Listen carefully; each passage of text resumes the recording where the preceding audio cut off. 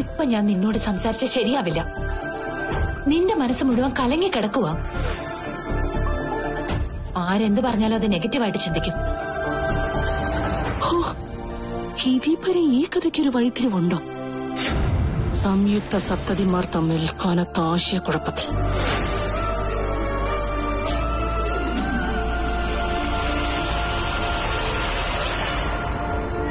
ഭർത്താക്കന്മാരുടെ രക്തബന്ധത്തിന്റെ പേരിൽ പോരാട്ടത്തിന് തുടക്കം.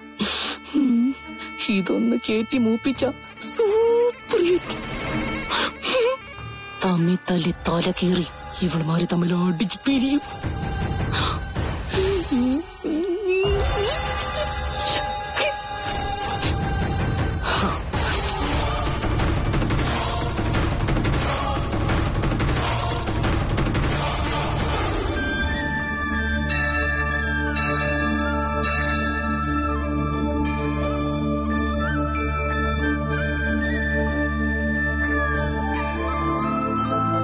ഇതാ പ്രസാദം.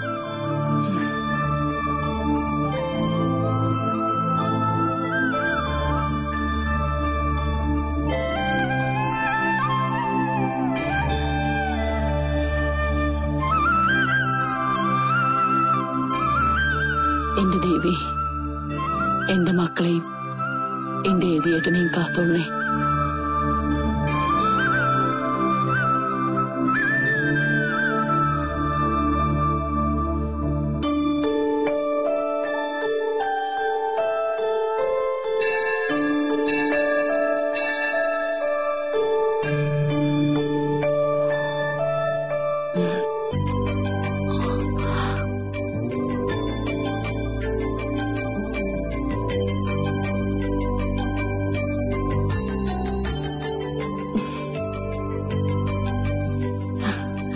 അമ്മയ്ക്ക് സന്തോഷമായി, മനസ്സ് നിറഞ്ഞു.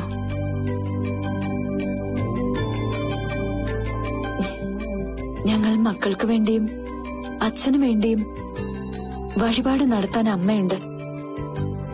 അമ്മ ഇതുവരെ അമ്മയ്ക്ക് വേണ്ടി പ്രാർത്ഥിക്കുന്ന ഞങ്ങളാരും കണ്ടിട്ടില്ല. നിങ്ങൾക്ക് നന്മ വരുമ്പോ അത് കാണുക എന്നല്ലേ അമ്മയുടെ ഏറ്റവും വലിയ പുണ്യം.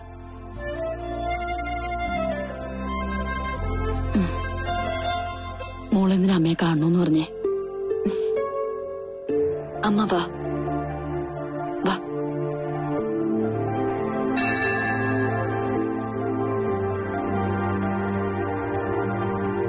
എന്താ മോളെ, എന്താ പറയാനുള്ളത്?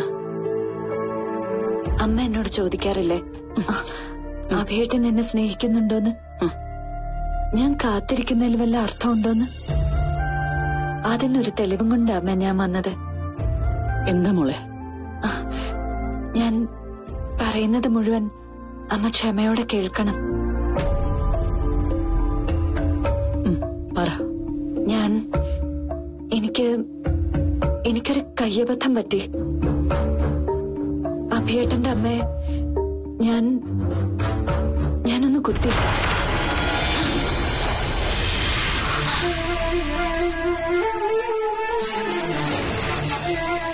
നീ എന്താ മോളെ പറയുന്നേ? അതെ അമ്മ, പിടിവലിക്കിടയില് അറിയാതെ സംഭവിച്ചു പോയതാ. പിടിവലിയോ? അപ്പോ ഞാൻ പറഞ്ഞില്ലേ അമ്മ, അമ്മ ക്ഷമയോടെ കേൾക്കണം. എന്ത് ക്ഷമ? ആരോ ആവട്ടെ, എത്ര വലിയ ശത്രു ആവട്ടെ, അവര് നിന്റെ ഭർത്താവിന്റെ അമ്മയാ. നീ എന്തൊരു ഗുരുദോഷാ മോളെ. ഇതിനാണോ ഞാൻ നിന്നെ ഇങ്ങനെയൊക്കെ വളർത്തിയത്? കഴുത്തിൽ കിടന്ന് താലി പൊട്ടിക്കാൻ വന്ന പിന്നെ ഞാൻ എന്ത് ചെയ്യണം അമ്മ?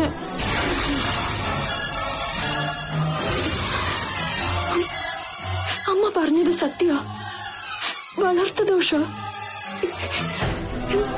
ഈ ഒരു നുള്ള പൊന്നിന് ജീവനേക്കാൾ വിലയുണ്ടെന്ന് പറഞ്ഞു പഠിപ്പിച്ചത് അമ്മയല്ലേ? ഓർമ്മ വെച്ച കാലം മുതൽ അമ്മയുടെ കഴുത്തി കിടക്കുന്ന ഈ താലിയുടെ മാഹാത്മ്യം കേട്ടല്ലേ ഞങ്ങൾ വളർന്നത്?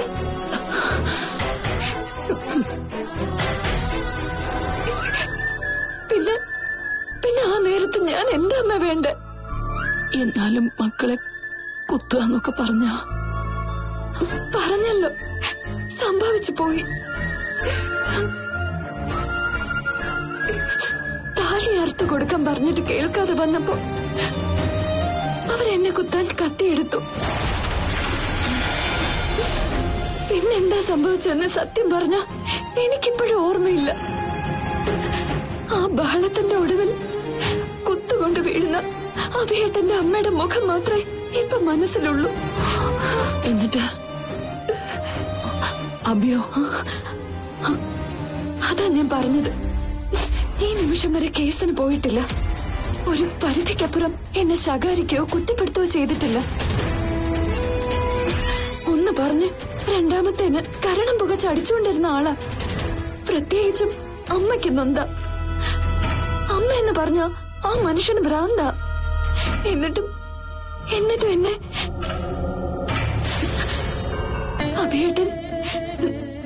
അഭിയേട്ടൻ എന്നെ സ്നേഹിച്ചു തുടങ്ങിയിരിക്കുന്നു. അമ്മ തുറന്ന് പറയുന്നില്ലെന്നേ ഉള്ളൂ.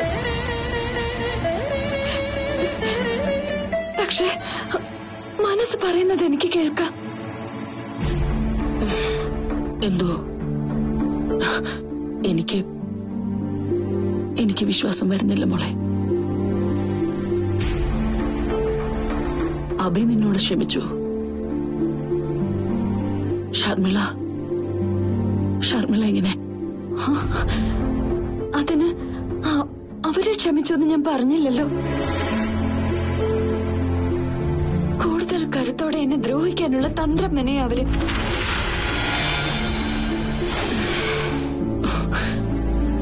നീ പറയുന്നതൊന്നും അമ്മയ്ക്ക് മനസ്സിലാവുന്നില്ല. തൽക്കാലം എന്റെ അമ്മ ഇത് മാത്രം അറിഞ്ഞാ മതി. അമ്മയുടെ പ്രാർത്ഥന ഫലിച്ചു. എന്റെ സ്വപ്നം യാഥാർത്ഥ്യമാവാൻ പോകുന്നു. അഭിയേട്ടൻ എന്നെ ഉപേക്ഷിക്കില്ല. അമ്മ എന്താ ഒന്നും മിണ്ടാത്ത? അമ്മ എന്ത് പറയാനാ മോളെ? ഒരു പ്രായം കഴിഞ്ഞാ പിന്നെ മക്കള് പറയുന്നത് അമ്മയും അച്ഛനും കേൾക്കണം. അത് തെറ്റാണെങ്കിലും ശരിയാണെങ്കിലും വിശ്വസിക്കണം.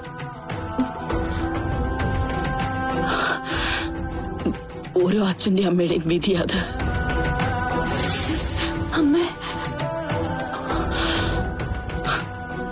അഭിയും നീയും പിരിയില്ല എന്ന് കേൾക്കാൻ തന്നെയാ അമ്മയും കൊതിക്കുന്നത്. ഉണരുന്നതും ഉറങ്ങുന്നതും ആ പ്രാർത്ഥനയോടെയാ. അതെ അമ്മ, അമ്മയുടെ പ്രാർത്ഥനയാ എന്റെ ബലം. അമ്മ വിശ്വസിക്കണം. ഈ പ്രാർത്ഥനയുടെ കവചം ഉള്ളിടത്തോളം അമ്മയുടെ മോളെ തോൽപ്പിക്കാൻ ആർക്കും പറ്റില്ല.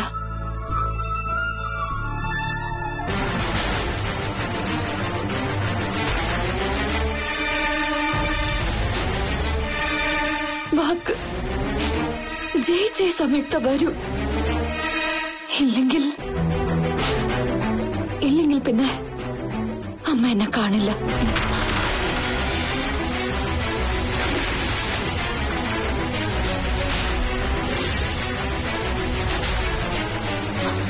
ഞാൻ പോയിക്കോട്ടെ അമ്മ.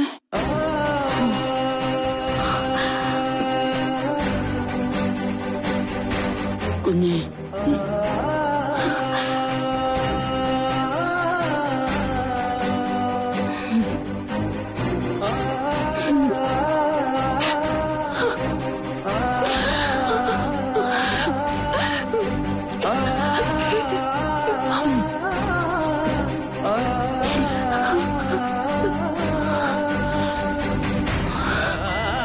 ജയിക്കും. എന്റെ മോള് ജയിക്കും.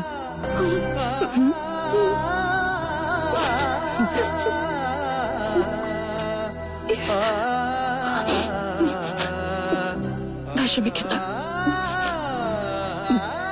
ചെല്ലാം.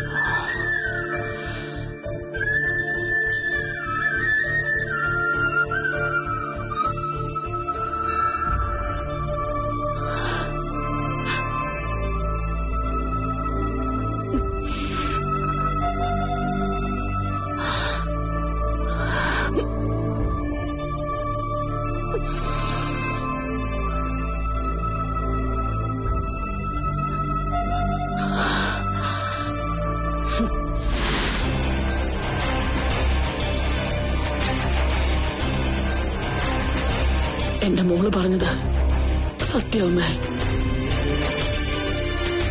ഒരു പെണ്ണിന് ഏറ്റവും പ്രിയപ്പെട്ടത് അവളുടെ കഴുത്തി കിടക്കുന്ന താലിയ.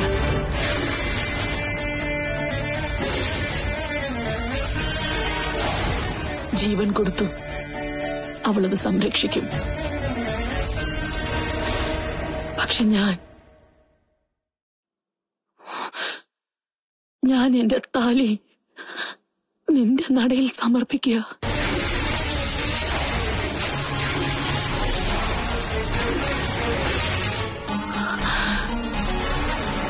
എന്റെ 2 പെൺമക്കളുടെ താലി സംരക്ഷിക്കാനായി.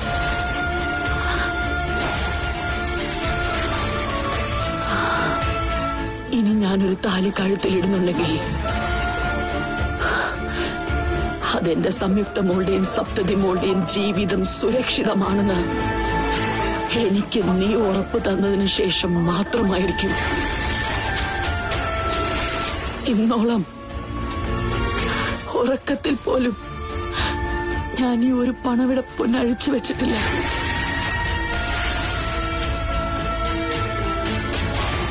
കഴുത്തി വീണ നാൾ മുതൽ ഇന്നോളം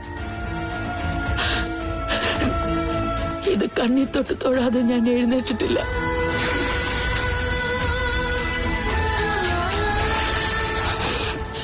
ഇതെനിക്കൊരു വെറും താലിയല്ല, എന്റെ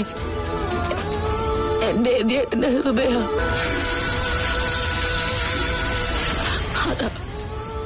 അതാ ദേവി ഞാൻ നിന്റെ കാൽക്കൽ അർപ്പിക്കുന്നത്. എന്റെ സംയുക്ത മോളെ ഒരിക്കലും ഉപേക്ഷിക്കില്ല എന്ന് അഭിമന്യു എന്നോട് വന്ന് പറയുന്ന ദിവസം, കളപ്പുരയ്ക്കൽ വീട്ടിൽ എന്റെ സപ്തതി സ്വസ്ഥമായി ഉറങ്ങുന്നു എന്ന് എനിക്ക് ഉറപ്പുണ്ടാവുന്ന ദിവസം, ഞാൻ എന്റെ എതിയേട്ടനെയും കൂട്ടി നിന്റെ ഈ നടയിൽ വരും.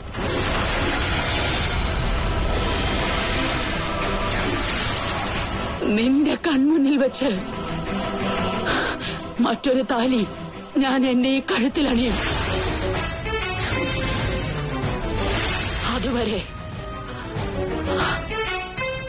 അതുവരെ പുത്തൻ വീട്ടിലെ പാർവതിക്ക് താലി വേണ്ട ദേവി.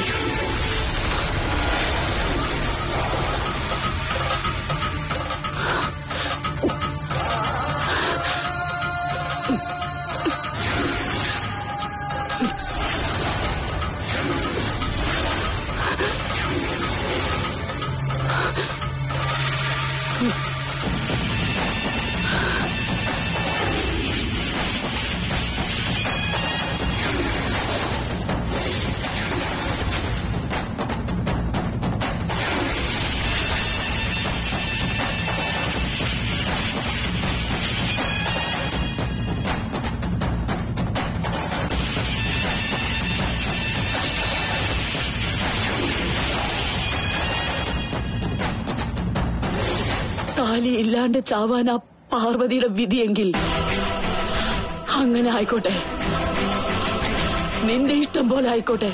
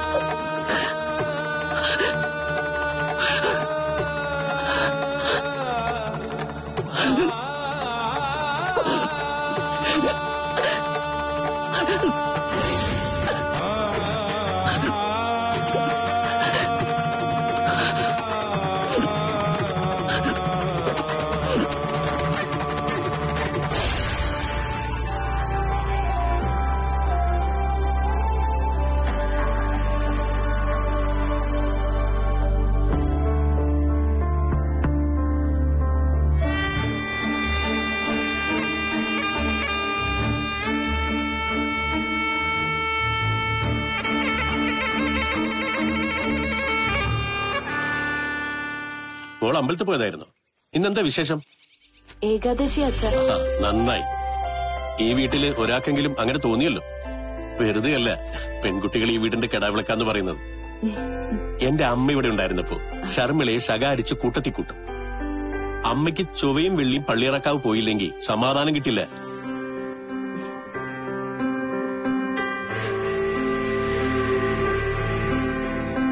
അച്ഛൻ ചായ കുടിച്ചോ? സപ്തതി മോൾ ഇവിടെ ഉള്ളപ്പോ ഇങ്ങനെയൊരു ചോദ്യം വേണോ മോളെ? ഒന്നല്ല, കാലത്ത് തന്നെ 2 ചായ അവൾ എന്നെ കുടിപ്പിച്ചു.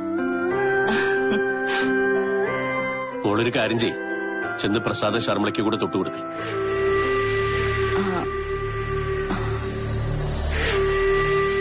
വയ്യാതെ കിടക്കയല്ലേ, അപ്പൊ അവർക്കൊരാശ്വാസവും. മോൾക്ക് കയ്യബദ്ധം പറ്റി അവളുടെ ദേഹം മുറിഞ്ഞതാണെങ്കിലും ഉള്ളി ചിലപ്പോ ചില നീരസങ്ങളുണ്ടാവും. അതങ്ങ് മാറട്ടെ.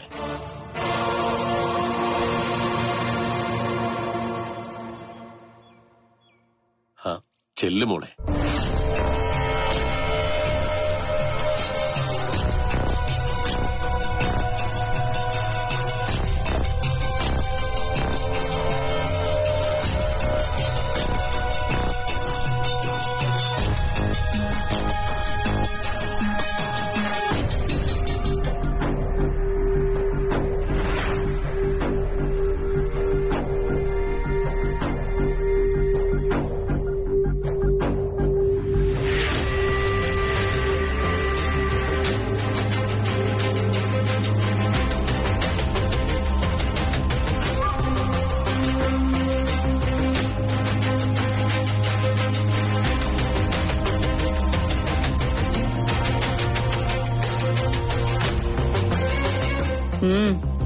എന്താടി വീണ്ടും കുത്തിക്കൊല്ലാൻ വന്നതാണോ? പ്രസാദം. പ്രസാദോ? ആ, അച്ഛൻ പറഞ്ഞു ഇവിടെ ചാർത്തി തരാൻ.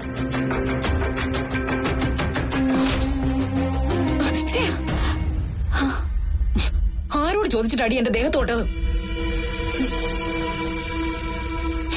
നീയൊക്കെ തൊട്ടാലേ കുളിക്കണം. ശവം.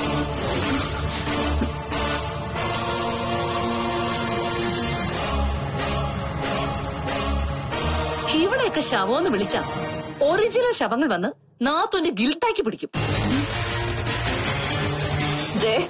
മര്യാദയ്ക്ക് സംസാരിക്കണം, അല്ലെങ്കിൽ നീ എന്നെ മൂക്കി വലിച്ചേറ്റോടി. ചുമ്മാ വരട്ടാതെ പോടി തീപ്പിടിക്കൊടി. ഞാനൊന്ന് ആഞ്ഞു തുമ്മിയാ നീ ഗോകർണത്ത് പോയി കിടക്കും. കാണണോ?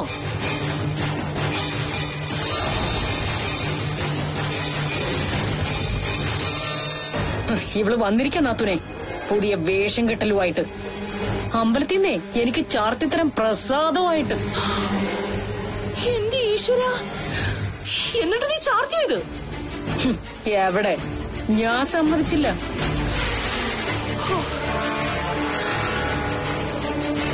നന്നായി, അല്ലെങ്കിൽ നാത്തൂനിപ്പൊ ചോര ഛർദിച്ച് ചത്തനെ. അയ്യോ, കൂടോത്ര നാത്തൂനെ, നല്ല ഒന്നാന്തരം കൂടോത്ര ഇത്.